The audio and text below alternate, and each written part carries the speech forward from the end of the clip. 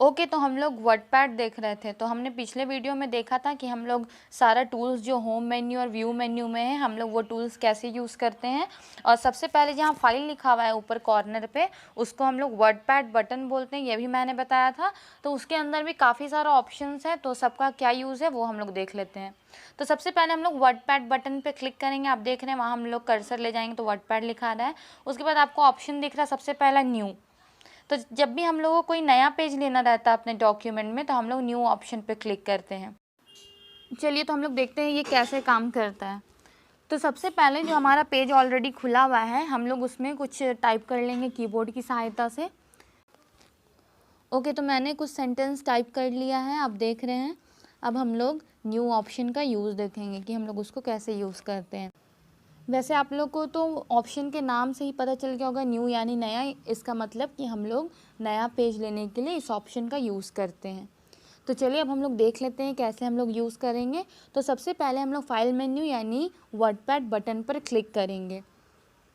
तो WordPad button पे हम लोग जैसे ही क्लिक करेंगे न्यू पे हम लोग जाएंगे, और न्यू पे जब जाएंगे तो इस तरह का डायलॉग बॉक्स खुलेगा।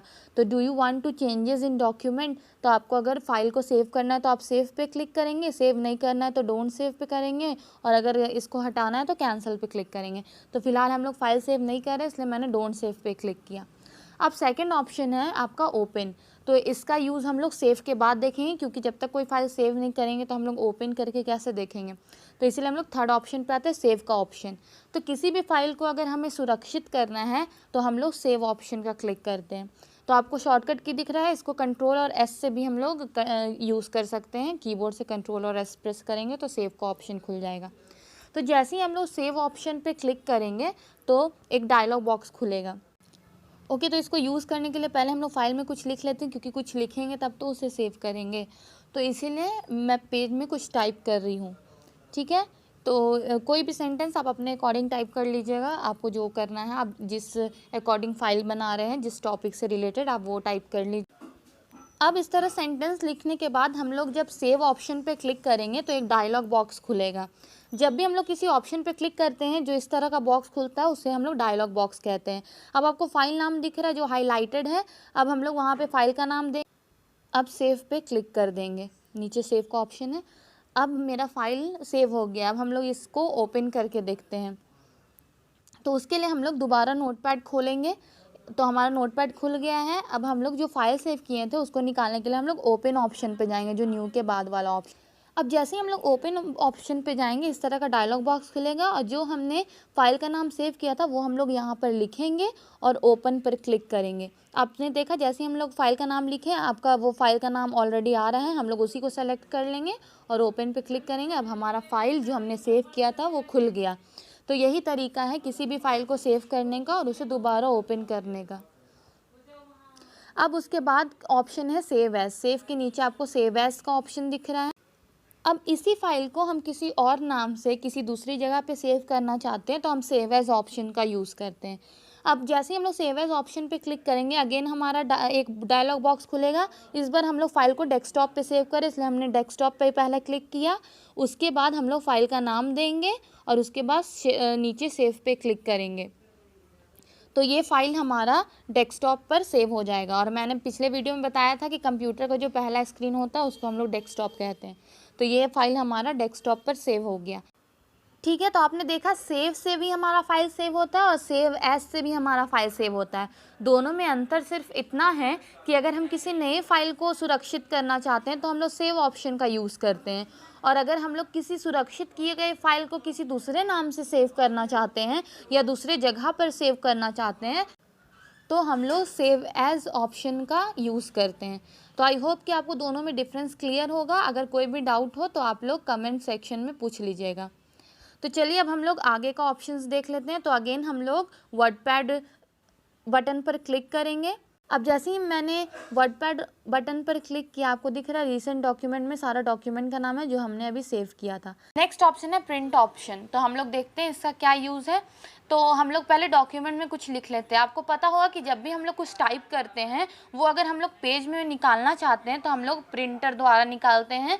तो हम लोग प्रिंटर द्वारा निकालने के लिए हम लोग को प्रिंट ऑप्शन का यूज़ करना पड़ता है। तो मैंने लिख लिया कुछ। अब आपको 3 ऑप्शन दिख रहा है, पहला है प्रिंट, दूसरा है क्विक प्रिंट और तीसरा है प्रिंट प्रीव्यू। प्रिंट और क्विक प्रिंट दोनों का यूज़ हम लोग प्रिंट आउट निकालने के लिए करते हैं, पर अंतर क्या है देखिए, जब हम लोग प्रिंट पे क्लिक करते हैं तो एक डायलॉग बॉक्स ओपन होता है। यहाँ पे हमें कितना पेज प्रिंट करना है, कौन सा पेज प्रिंट करना है, कितनी संख्या में करना है, ये सब सारा हमें सेटिंग करना पड़ता है। उसके बाद हम लोग प्रिंट पे क्लिक करते हैं तो हमारा प्रिंट आउट निकलता है पेज का। पर क्विक प्रिंट में ये डायलॉग बॉक्स ओपन नहीं होता है। हम लोग जैसे ही क्विक प्रिंट पे क्लिक करेंगे ऑप्शन पे क्विक प्रिंट, वो प्रिंट आउट निकल जाएगा। तो यही दो डिफरेंस है दोनों में। और तीसरा है प्रिंट प्रीव्यू। तो हम लोग प्रिंट प्रीव्यू पे क्लिक करेंगे तो हमें दिखेगा पेज कि आफ्टर प्रिंटिंग, यानी प्रिंट होने के बाद हमारा पेज में जो हमने डॉक्यूमेंट बनाया वो कैसा दिखाई पड़ता है। तो प्रिंट प्रीव्यू का यूज़ यही है कि हमें देखना है कि प्रिंट आउट के बाद मेरा पेज कैसा दिखेगा, तो हम लोग प्रिंट प्रीव्यू से देख सकते हैं। चलिए अब नेक्स्ट ऑप्शन पे जाते हैं। नेक्स्ट ऑप्शन है हमारा पेज सेटअप। तो पेज सेटअप पे जैसे ही हम लोग क्लिक करेंगे हमारे पास अगेन एक डायलॉग बॉक्स आएगा। तो यहाँ से हम लोग जो भी हमने पेज लिया है उसका हमें साइज़ अगर सेट करना है, आपको दिख रहा है सबसे पहला ऑप्शन है साइज़। तो अगर हम लोग पेज का साइज़ सेट करना चाहते हैं कि उसका साइज़ हमें पेज का कितना रखना है, तो हम लोग इसी ऑप्शन से चूज़ करते हैं। तो आपको बहुत सारा दिख रहा है A3, A4, A5। तो नॉर्मली A4 ही रहता है पेपर का साइज़। और पर अगर आप अपने अकॉर्डिंग कुछ चेंज करना चाहते हैं, आपको लेटर साइज़ का पेज चाहिए, तो आप वो चूज़ कर सकते हैं। तो यहाँ पर हम लोग कोई भी साइज़ जो भी हमें लेना है पेज का, हम लोग यहाँ से चुनते हैं। अब आपको दिख रहा है सेकंड में ओरिएंटेशन।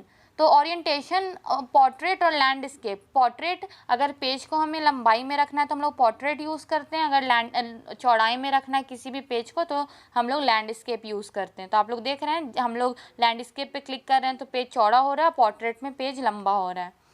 अब इसके राइट साइड में आपको मार्जिन का ऑप्शन दिख रहा है। तो हमें पेज का margin left, right, top, bottom 4 margin है।